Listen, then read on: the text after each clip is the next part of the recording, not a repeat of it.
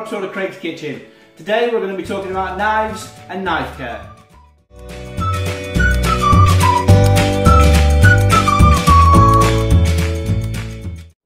There are lots of different styles of knives out there on the market and lots of different price ranges as well. I've got a selection of some of mine in front of me here, and from the what you could call cheap or value range right up to the top end at a couple of £100 a knife. But you look after them all in exactly the same way. So in this video today we're going to go through a little bit about how to look after them, how to keep them sharp, and also how to use them.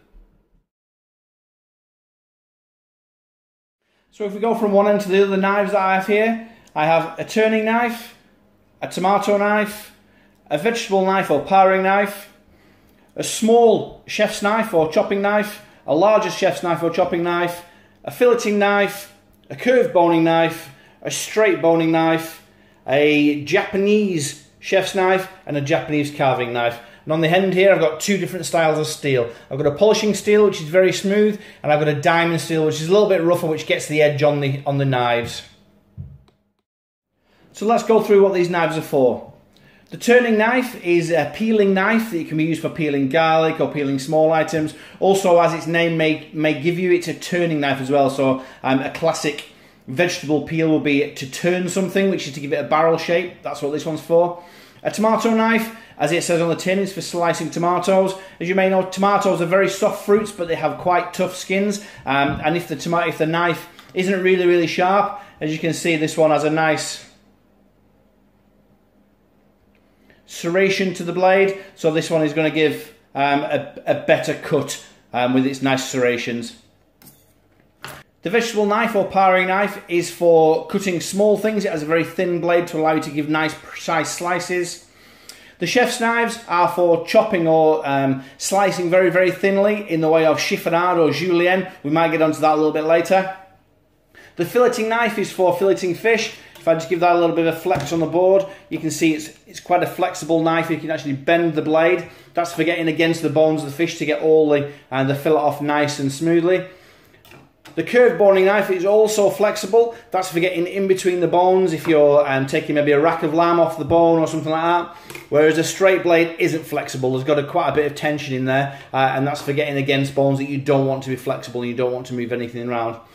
The Japanese chef's knife, as you can see, looks a little bit nicer, looks a little bit more handmade than the other one. That's because it is. If I bring this one up, you can actually see the layers on the blade, from the blade edge down there with that wavy line all the way up through the hammering through the top. This is made up of layers of knives which have been beaten over and over again to make that the way that one is.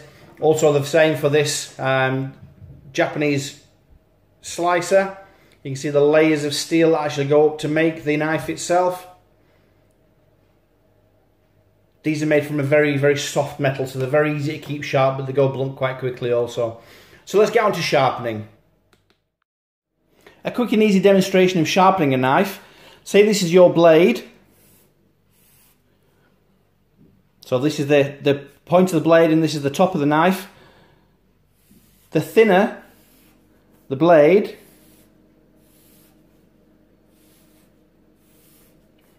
the sharper the point is going to be. So if we have a blade like this, the blade's not going to be very sharp because it's quite flat. So when we are sharpening our knife, we want to sharpen it against the steel with as little angle as possible, so we actually get a sharp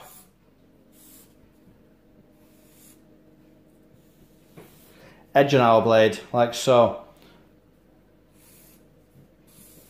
So this is the steel. Lots of people do this in lots of different ways, but I'll show you my technique now. So I hold the steel at a 45-degree angle in my right hand because I'm left-handed, and then with the knife in my left hand, I stroke it down the steel from top to bottom, all the way from the heel of the knife, all the way down to the tip of the knife. Quite a few mistakes are made if you don't actually take the knife all the way to the heel. That's where you get the little step or shoe from, and the knife won't sit flat against the board when you go to sharpen it. So this is my way of doing it, and I've got a very, very slight angle on the blade, so I'm just going to give me the sharpest point possible. I'm doing this in slow motion. I would normally do it a lot quicker than this, but I'm doing it slow just to show you.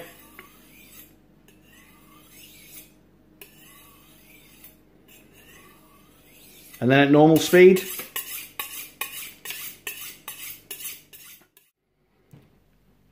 And there we go. You can see the knife has got a really nice flat edge on it, and it curves up to the front of the knife like it should do there.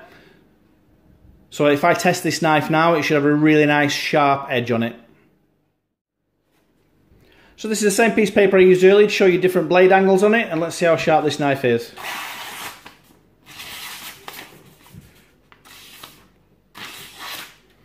You can see that it just runs through that paper no problem. So it's a sign of a really nice sharp knife.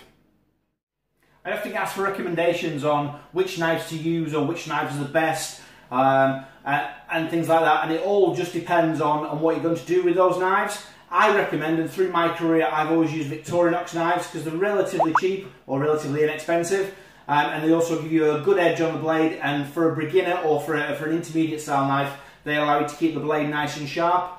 But these Japanese knives that I use are my favourite knives. These knives were about £200 each, but they gave an amazing cut, and they keep an amazing blade on them if you look after those knives. And any knife will look after you if you look after it. So I'm just going to show you a couple of techniques now, how to hold the knife and how to hold your other hand in regards to the knife. So one, you won't cut yourself, and two, you get some really nice cuts on the vegetables or whatever it is you're going to be using. So I'm just going to give my knife a sharpen.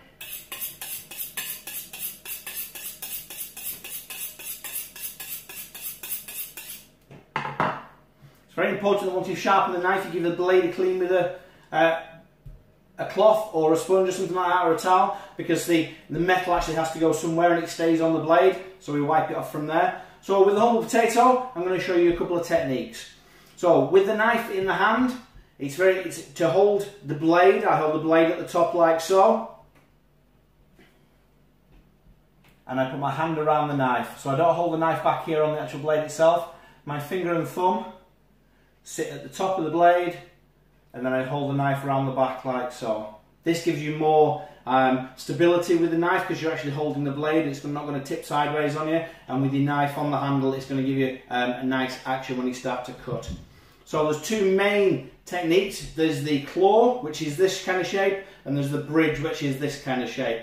So with the claw, you place your hand on whatever it is you want cutting, and you make like a claw shape on the top of it, making sure your fingers tips are back further than your flat bit there. This is so when you cut, your fingers aren't in the way. Because if I was to cut like this, I'd take the end of my finger off, which I don't want to do. So when I'm cutting, you can see that the blade is in touch with my right hand there at the top, but it's free rein to cut at the bottom there, allowing me to cut a nice thin slice of the potato.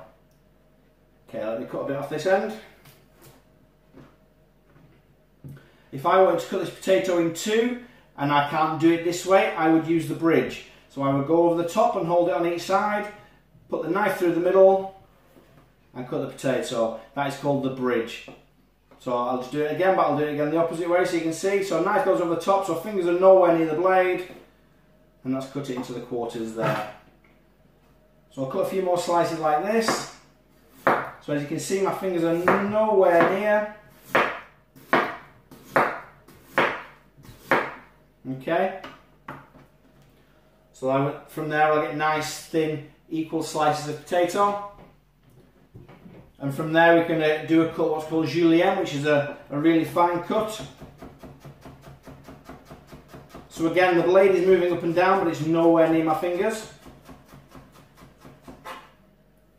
And what that gives us is a really fine cut of potato. We could deep fry these if we wanted to and use them into potato matchsticks.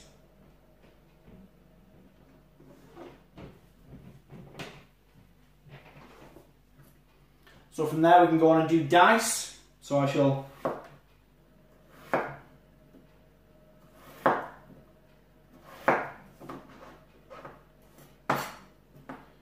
Just take our skin off the edges.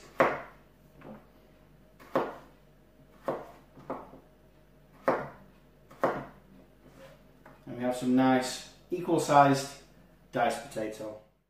It's very important to respect the knife, because if you don't respect the knife, it won't respect you. And I've seen lots of accidents with knives in kitchens where the chef using it or the person using the knife hasn't respected it, and it's really made a mess of their hand or the fingers or whatever.